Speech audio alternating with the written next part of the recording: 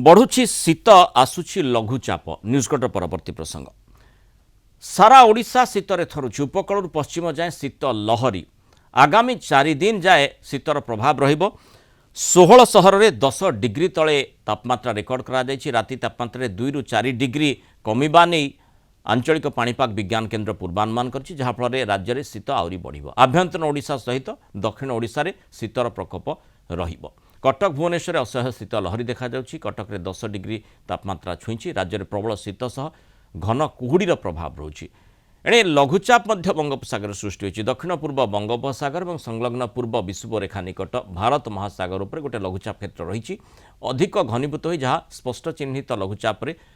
परिणत होइछि आगामी 48 घंटा मध्य पश्चिम उत्तर पश्चिम दिग को गति करी दक्षिण पश्चिम बंगोपसागर और संलग्न विषुवरेखा निकट पूर्व भारत महासागर आड़ को गति कर संभावना रही है गतकाली संध्या 5:30 भारत महासागर उपर लघुचाप क्षेत्र सृष्टि होता भुवनेश्वर आंचलिक पाणीपाग विज्ञान केन्द्र पक्षर कहुई तेज ओडिशा उपर यार ये लघुचापर सीधासख प्रभाव नाही बोली मध्य आकलन करा आलोचना करबा आम सहित पाणीपाग विशेषज्ञ विश्वजित साहू जोड़ी विश्वजित स्वागत करबा आलोचना को एपटे वर्षा एपटे माने आमे देखुचे जे शीतर प्रकोप बढ़िबार लागिछि लघुचाप कथा कहगलानी लघुचापर प्रभाव रे वर्षा मध्य आकलन करा जाई पारे कि बा शीत उपरे तार प्रभाव कथा कहा जाई पारे कि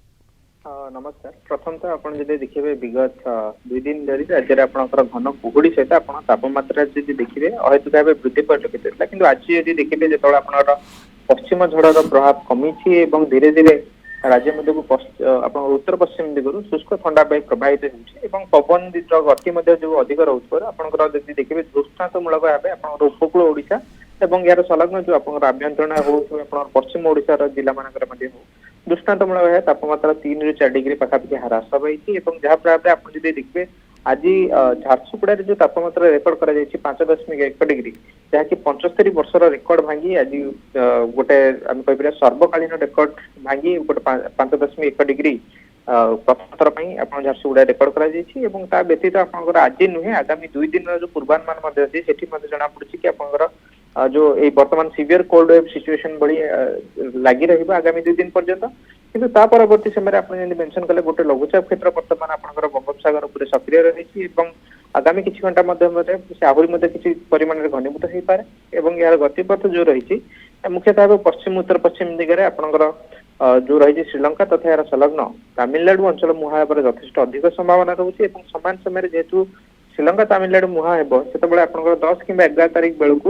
कोस्टल पाखापाखि जेतले कोस्टल तमिलनाडु पाखापाखि थिबो राज्य मध्य हम ओडिशा को पूर्वाली वायु जोटा हम कोचे पूर्वाली आर्द्र वायु प्रभावित हो पारे जहाँ प्रभाव में आपन तापमात्रा सर्वनिम्न तापमात्रा जो रही 10 किंबा 11 तारिख परठू किसी परिमाण वृद्धि पाइबार संभावना रही वृद्धि पाइले आप कहीपर कि जो शीतर प्रभाव रही 10 तारिख किंबा 11 तारिख परठू किसी परिमाण ह्रास हो पारे किंतु परवर्ती समय 13-14 बेलू पुणी थे आपंकर जो सर्वनिम्न तापमात्रा रही ह्रास होबार संभावना रही मोटामोटी भाव कह गले जदिव डायरेक्ट इंपैक्ट लघुचापर नाही राज्य उपर किंतु इनडायरेक्टली आपनकर तापमात्रा को वृद्धि करैबारे किछि परिमाण रे सहायता करि पारे। बहुत धन्यवाद दर्शक विश्वजित साहू आलोचना रही मतामत रखि